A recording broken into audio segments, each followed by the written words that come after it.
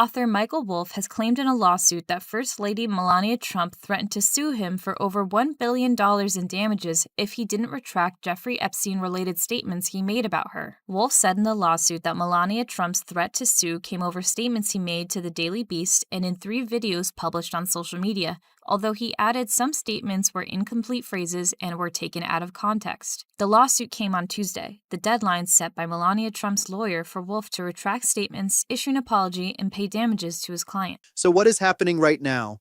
An authentic FBI interview summary pulled directly from the newly released Epstein files has just landed in the middle of Melania Trump's ongoing lawsuit against journalist Michael Wolff.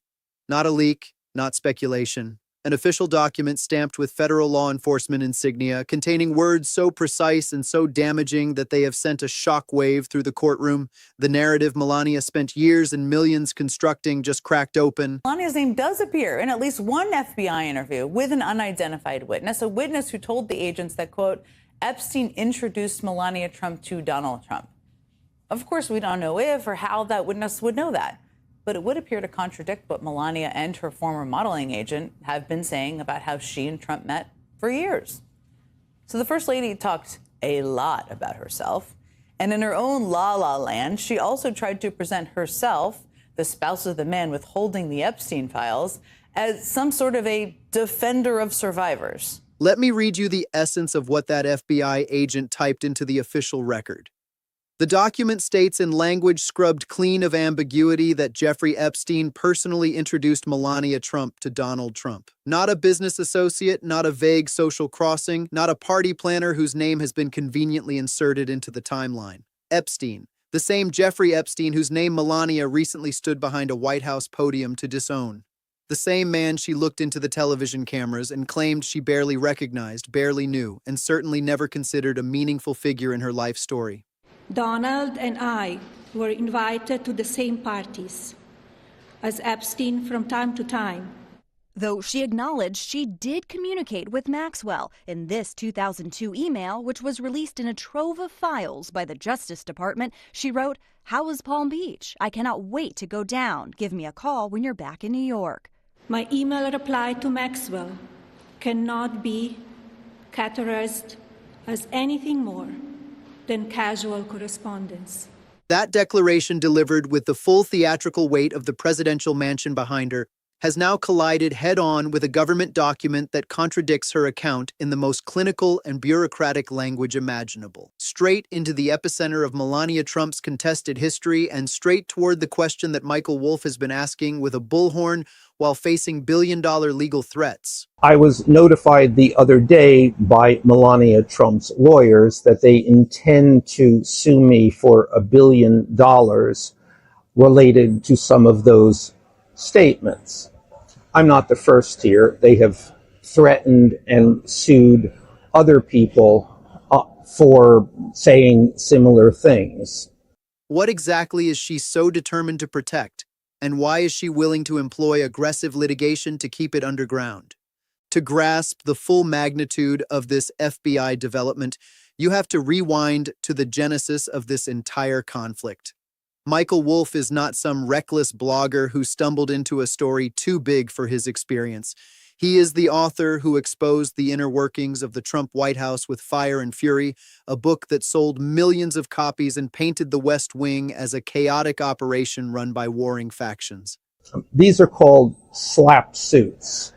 They may have really no chance at all of proving defamation, but they sue anyway in order to intimidate you and really to shut down any discussion of the relationship of Melania Trump, Donald Trump, and Jeffrey Epstein. Wolff has spent a career penetrating the innermost sanctums of power, and he writes what he finds with a clarity that makes powerful figures deeply uncomfortable. When he pivoted his investigative lens toward Melania Trump and her connections to the Epstein network, he was not peddling gossip harvested from bitter ex-employees. He was applying the same forensic methodology that built his reputation, cultivating sources, securing documentation, asking difficult questions, and reporting exactly what the evidence suggested, regardless of how many legal threats arrived in his mailbox. I can't live like that. And As a matter of fact, there's nothing I would like better than to get Donald Trump and Melania Trump under oath before a court reporter and ask them what are the details of their relationship with Jeffrey Epstein, what went on here. And let there be no misunderstanding about the scale of those threats. The moment Wolff's reporting began connecting dots that Melania wanted to remain forever disconnected, her legal apparatus responded not with a reasoned rebuttal or a detailed denial, but with the heavy artillery of threatened financial consequences. This is the Melania playbook refined over years of practice. When a journalist or a media institution gets too close to questions about Epstein, they receive a letter, not a polite request for a correction, but a cease and desist notice threatening defamation damages so astronomical they would create serious financial strain. My lawyers last night, turning the tables and refusing to acquiesce to these threats, went into court in New York and asked for a declaratory judgment. This gives us the ability, effectively, I am suing Melania. This gives us the ability to subpoena witnesses. So everybody who has been involved in this Epstein-Trump circle is going to have to come forward and testify. So when Wolff published his findings and Melania's legal team predictably dispatched the same threatening correspondence they had used to silence lesser targets, they assumed he would calculate the cost-benefit ratio and quietly retreat. They assumed catastrophically wrong. Wolff did not just set aside the letter, he transformed it into Exhibit A in a legal counteroffensive so audacious it likely caught Melania's lawyers off guard. Wolff sued her first. He marched into New York Supreme Court and filed a declaratory judgment action anchored in the state's anti-SLAPP legislation, those legal statutes engineered precisely to protect journalists and whistleblowers from the weaponized litigation that Melania's team had been deploying. By seizing the initiative and filing first in a jurisdiction with the nation's most robust anti-SLAPP protections, Wolff executed a legal maneuver of considerable strategic elegance. He converted Melania's billion-dollar threat into a judicial proceeding.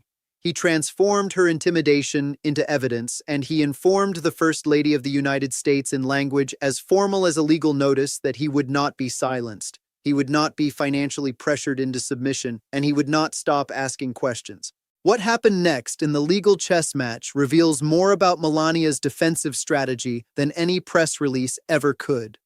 Once Wolff's lawsuit landed, her legal team faced a binary choice. They could engage on the merits, argue that his reporting was factually false and fight him in open court with evidence, or they could execute a familiar legal tactic when the facts are problematic, obstruct, delay, and move the battlefield to friendlier terrain.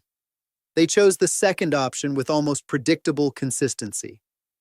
In the waning days of the previous year, Melania's lawyers approached the federal judiciary and requested that the case be removed from the New York State Court, where Wolff had strategically planted it. This maneuver successfully transferred the proceedings to the United States District Court for the Southern District of New York, landing on the docket of a federal judge. This was not a neutral administrative shuffle. This was a calculated move aimed at weakening Wolff's legal protections. New York State anti-SLAPP laws are highly protective of journalists.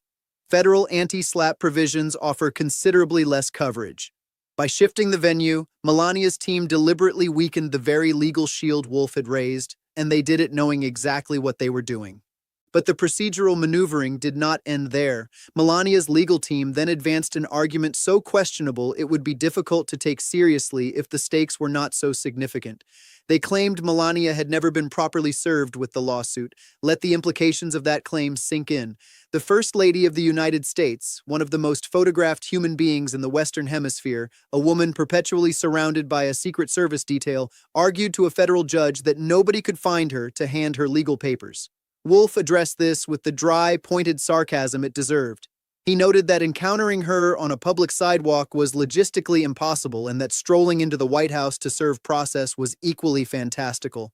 The woman who has dispatched legal threats across multiple continents to silence her critics was suddenly, conveniently, a person who could not be located. This service dispute became yet another layer of delay, another procedural hurdle designed to exhaust Wolff's resources and patience before he ever got to ask a single question under oath. And then came the Florida strategy, the most revealing move of all. Not content with merely escaping the New York State anti-SLAPP regime, Melania's legal team pushed aggressively to transfer the entire case down to the Sunshine State, where she and the president maintain their official residence. On the surface, this sounds like a routine venue dispute, but context here is everything. Florida, in this particular legal landscape, carries a very specific implication. It raises the possibility of the case landing before a judge appointed by Donald Trump. Not just any Trump appointee, but the possibility of drawing Judge Aileen Cannon, the very same jurist whose handling of the classified documents prosecution against Trump drew significant criticism from legal observers across the ideological spectrum before she was ultimately removed from that matter. The notion that Melania's legal team was engineering a pathway toward a particular courtroom is not a conspiracy theory. It is a logical reading of a deliberate legal strategy. Wolff himself flagged this publicly, pointing directly at the Trump-appointed judge angle because he understood exactly what the Florida maneuver represented. It was not about geographic convenience. It was about seeking the most favorable adjudicator available. Wolff has contested every aspect of this procedural battlefield. He filed a detailed opposition to the motion to dismiss while simultaneously moving to remand the entire case back to New York State Court, arguing that the removal to federal jurisdiction was legally defective from the moment it was executed. His position has remained consistent throughout. This case belongs in New York, where the law is built to protect journalists from exactly the kind of legal pressure Melania has deployed. Both motions are now fully briefed and resting on the judge's desk, awaiting a ruling that could reshape the entire architecture of the dispute. The case has survived. It has not been dismissed. It has not been transferred to Florida. It is alive, progressing, and presenting significant risk to the defendant. Then came the moment that changed everything again. Melania Trump walked into the grand foyer of the White House, positioned herself behind a lectern, and delivered a prepared statement to the nation about Jeffrey Epstein. She declared with rehearsed conviction that she was not his victim. She insisted that Epstein did not introduce her to Donald Trump. She characterized her proximity to Epstein as nothing more than the incidental overlap of social calendars, the kind of glancing contact anyone navigating elite circles in that era might have experienced. She characterized her critics as engaged in vicious defamation. She called their reporting lies pure and simple. And then, without acknowledging a single question, without submitting to a single cross-examination, she turned and walked away. Now, if you possess even a rudimentary understanding of how the legal system operates, alarm bells should be ringing. Why would the First Lady of the United States stage a nationally televised press conference about an active federal lawsuit in which she is a named defendant? There exists a foundational legal doctrine called sub judice, which holds that parties to ongoing litigation must not make public declarations designed to prejudice the proceedings or influence the tribunal. The principle is well established. You do not try your case in public when it is actively being litigated before a judge. The courtroom is the appropriate arena, not the White House briefing room. Melania disregarded this doctrine entirely and held the press conference anyway. Wolff's response was immediate, pointed, and significant. He stated that her public remarks directly contradicted much of the evidence. Read that sentence again and absorb its legal weight. This is not a journalist waving his hands and calling her names. This is a plaintiff in an active federal lawsuit, a man who has reviewed the materials and knows what his case file contains, telling the world on the record that the defendant just stood behind a presidential podium and made statements that his evidence contradicts. He specified that her statement contradicts the known timeline and most significantly contradicts what Jeffrey Epstein himself directly said about her. This is Wolff signaling with the confidence of someone who believes he holds strong evidence that he possesses material, whether recordings, documents, witness statements, or other evidence that directly contradicts her public statements. He is not guessing. He is informing the public that the defendant made statements at a White House press conference while an actual court case against her remains pending. But Wolff's analysis of why she held the press conference at all is where this narrative reaches a level of political and legal complexity rarely witnessed in American history. He offered several theories, each more significant than the last. His first and most legally noteworthy theory is that the press conference was an attempt to influence the judge. He noted pointedly and publicly that the judge currently presiding over the case is a Trump appointee. The implication is considerable. Wolff is suggesting that the First Lady of the United States may have used the White House podium to communicate a message to a federal judge with a pending decision in her case. If that theory is accurate, the press conference was not a public relations move. It was an attempt at influencing judicial proceedings dressed in a designer suit. And Wolff connected this directly to the central thesis of his lawsuit, stating that intimidation is precisely what his case against her is about. In this reading, the press conference is not a defense against his claims, it is additional evidence supporting them. His second theory aligns with what crisis communication experts call getting ahead of the story. When you know a damaging piece of information is about to become public, you move first. You seize the narrative, you control the timing, and you attempt to frame the information before it arrives. Wolff suggested that the press conference was precisely this, a preemptive effort indicating that Melania's team knew something significant was coming and were racing to frame it before it became public. If this theory holds, the White House address was not a confident assertion of innocence, it was an urgent effort to shape the narrative in advance. And then the FBI document surfaced, and suddenly Wolff's second theory looked less like speculation and more like accurate prediction. Because the document pulled from those 3 million Epstein files, dated from a federal interview conducted with a woman who served as Epstein's personal assistant, a woman who gave her testimony under a proffer agreement, meaning she was legally obligated to tell the truth under penalty of criminal prosecution, states explicitly in the words of an FBI special agent that Epstein introduced Melania Trump to Donald Trump, not as hearsay, not as tabloid speculation, but as a documented sworn witness account given to federal investigators during an active criminal investigation into one of the most serious sex trafficking operations in modern history. Melania stood behind the White House podium and told the world Epstein did not introduce her. The FBI document says he did. These two statements cannot peacefully coexist. One is the sworn testimony of a cooperating witness facing federal prison if she lied. The other is a scripted statement delivered by a woman who has spent considerable resources pursuing legal action against anyone who dares to challenge her authorized biography. And then there is the Zampoli complication, which drags this story into even more significant territory. Paolo Zampoli, the man who has publicly claimed credit for introducing Melania to Donald Trump, the man now serving as the president's own special envoy for global partnerships, appears in this FBI document in ways that raise serious questions. The document reveals that Zampoli had a romantic relationship with the witness. It reveals that Zampoli attempted to purchase a modeling agency jointly with Jeffrey Epstein, the very same agency that reportedly represented Trump's own daughter when she was a teenager. It reveals that Epstein was visiting Zampoli at that agency during casting calls for young models. The man whose account forms the entire alternative origin story for Melania, the chance encounter, the 1998 party, the "it was Zampoli, not Epstein" narrative was apparently in business negotiations with Epstein while the agency worked with young models. That is the foundation Melania's entire defense rests upon, and the FBI document has raised serious questions about that foundation. Wolff has not made public declarations of victory. He does not need to. The sequence of events speaks with considerable clarity. Melania held a press conference denying everything. Wolff said her statement contradicted the evidence. The FBI document emerged and directly contradicted her statement.